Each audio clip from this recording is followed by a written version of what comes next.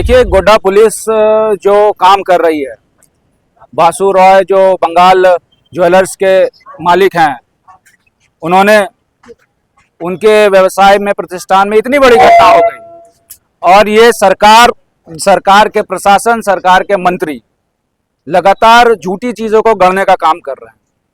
मुझे याद है कि जिस दिन बासु रॉय के घर में, दुकान में अपराधियों ने लूटकांड मचाया, तो जो फोटो क्लिपिंग आया, जो वीडियो आया, यदि आप उसको देखेंगे तो वो सिंगल दुबला पतला व्यक्ति था। 3 व्यक्ति बाइक पे आए, बाइक पे सिंगल दुबले पतले व्यक्ति का जो फोटो आया वीडियो में, उन्होंने लूटकांड मचाकर, गोड्डा के इतिहास में कभी नहीं हुआ था। विगत 10 साल से मैं विधायक था, भारतीय जनता पार्टी की यहाँ सरकार थी, विगत 10 साल से ऐसी कोई घटना नहीं घटी थी, लेकिन बावजूद उसके जैसे सत्ता परिवर्तन हुआ, यहाँ पर इतनी बड़ी घटना को इल्जाम देने का काम यहाँ के अपराधियों ने किया, लोकल अपराधियों ने किया, बगल पड़ोस के अपराधियों ने किया। पुलिस ने क्या किया? पुलिस ने आपादापी में एक ऐसे व्यक्ति को पकड़ के लाया जिसका कोई रिजेम्बलेंस वो व्यक्ति से नहीं था, जिसका सीसीटीवी में वीडियो कैप्चर हुआ। अभी दुबले पतले व्यक्ति को अचानक से मोटा बना दिया गया और गोड्डा की जनता ये पूछने लग गई कि आखिर ऐसी क्या स्थिति परिस्थिति आई कि 3 दिन पहले वही व्यक्ति पतला था और 3 दिन के बाद जब वो पकड़ाता है तो वो व्यक्ति मोटा हो जाता है। क्या सोना खा गया? दूसरे व्यक्ति को जिसको पकड़ा, मुझे लगता है कि 5-6, 5-7 का व्यक्ति होगा, अचानक से जिसको पकड़ा वो 5-9 का व्यक्ति हो गया, इतना लंबा हो गया। अचानक से उसने भी क्या खाया कि अचानक से उसकी हाइट में वृद्धि आ गई।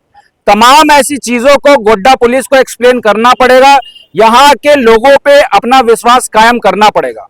उसके बाद आप प्रेस विज्ञप्ति को देखेंगे तो प्रेस विज्ञप्ति में आप ये देखेंगे कि ये कहा गया है कि जो अपराध में मोटरसाइकिल था उसको हम लोगों ने सीज किया, और जब एसपी गोड्डा का बयान आया तो उन्होंने ये कहा कि जो अपराध में युक्त मोटरसाइकिल था वो नहीं, दूसरे मोटरसाइकिल को हम लोगों ने सीज किया। तो कहीं प्रेस विज्ञप्ति अलग हो जाता है और कहीं एसपी का बयान अलग हो जाता है। एसपी के प्रेस वार्ता में ये भी बात आई कि सोने जैसी वस्तु को हम लोगों ने सीज किया। क्या पुलिस प्रशासन ने तुरंत में सोने की जांच कराई कि सही में वो सोना है या सोने जैसी वस्तु है? ये पुलिस प्रशासन को क्लियर करना होगा। बासु राय ने कहा कि मेरा 300-350 ग्राम सोना चोरी हुआ, महज 40 ग्राम का ही सोना रिकवर हुआ। शेष बचे हुए सोने को पुलिस कब तक रिकवर कर पाएगी, ये पुलिस को बताना चाहिए। पुलिस को बासु रॉय को सुरक्षा देनी चाहिए, क्योंकि अभी तक जो है अपराधी नहीं पकड़ा गया है और लगातार बार-बार उसके घर में जो है एक डर का माहौल है। उस डर के माहौल को ठीक करने के लिए मुझे लगता है कि पुलिस को तुरंत सुरक्षा बासु राय के परिवार को देनी चाहिए। मंत्री संजय यादव जी भी आए, प्रदीप यादव जी भी आए, सरकार के तमाम लोग आए, लेकिन सबने कोरे आश्वासन सिर्फ वहां पर दिया। धरातल पे किसी ने पुलिस प्रशासन पे प्रेशर नहीं बनाया, सरकार पे प्रेशर नहीं बनाया, डीजीपी में प्रेशर नहीं बनाया कि सही अपराधियों को पकड़े। और आज विगत 15 दिनों के बाद भी पुलिस क्लूलेस है कि असल में अपराधी कौन है और यह अपराधी कैसे पकड़ा जाएगा, पुलिस को यह मालूम तक नहीं है, क्योंकि पुलिस लगातार छापेमारी कर रही है लेकिन असफलता हाथ उनके आ रहा है। इसका मतलब पुलिस से एक कदम आगे अपराधी है। यहाँ की पुलिस सिर्फ और सिर्फ टायर के हवा को खोलने में मशगूल रहती है। यहाँ की पुलिस सिर्फ चालान काटने में, हेलमेट चेकिंग करने में मशगूल रहती है। और मेरा तो यह मानना है कि यदि पुलिस एक ही काम ठीक से कर रही है, वाहन चेकिंग, तो उस दिन ट्रिपल लोडिंग था। कम से कम अगर आप वाहन चेकिंग ठीक से कर रहे होते तो वो ट्रिपल लोडिंग के अपराधियों को आप लोग पकड़ सकते थे। वहां पे भी पुलिस विफल रही। तमाम ऐसी चीजों में मुझे लगता है कि पुलिस विफल रही। और दुख की बात यह है कि यहाँ के मंत्री के शासनकाल में लगातार अपराधियों का मनोबल बढ़ा है। आप देखिए, एक एक करके, चाहे कौड़ी विहार की घटना हो, चाहे भेड़ा की घटना हो, चाहे राहा की घटना हो, लगातार अल्पसंख्यक लोग, लगातार दबंग लोग यहाँ पर मजलूम जो है हिंदू समाज के, दलित समाज के लोगों पर अपराध कर रहे हैं और कोई रोकथाम करने वाला नहीं है।